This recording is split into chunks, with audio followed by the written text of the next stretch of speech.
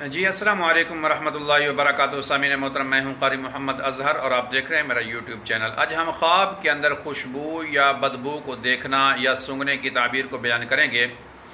حضرت علامہ ابن سیرین رحمۃ اللہ نے فرمایا ہے کہ اگر کوئی شخص یہ دیکھتا ہے کہ اس نے خوشبو سونگھی ہے تو اس کی دلیل میں یہ ہے کہ اس شخص کو عزت ملے گی، مقام ملے گا اور لوگوں کے اندر اس کا جو ہے مرتبہ ہوگا اور اس کی تعریفیں ہوں گی۔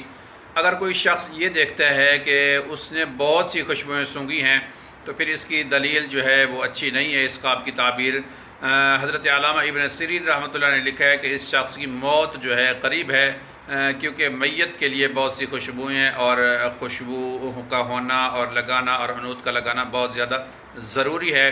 ایسا خواب دیکھنے کے بعد انسان کو توبہ استغفار کرنا چاہیے، اللہ کی طرح رجوع کرنا چاہیے اور صدقہ ادا کرنا چاہیے۔ الصدقۃ ردع من البلاء، صدقہ آنے والی مصیبت کو جو ہے ٹال دیتا ہے۔ اگر کوئی شخص یہ دیکھتا ہے کہ اس کو کسی نے خوشبودار کیا ہے تو اس کی تعبیر میں لکھا ہے کہ جو ہے اس شخص کو جو ہے بہت زیادہ اس کی تعریف ہوگی لوگوں کے اندر، اور عزت اور مقام اور مرتبہ ملے گا۔ لوگوں کے اندر اس کی اچھائی جو ہے بیان کی جائے گی، اس کی تعریفیں کی جائیں گی۔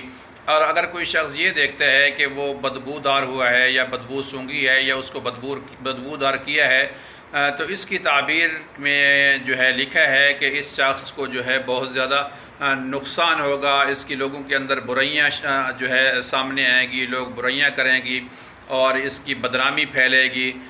اس کی تعبیر جو ہے اچھی نہیں ہے، یہ عزت اور مقام اور مرتبہ کھو دے گا۔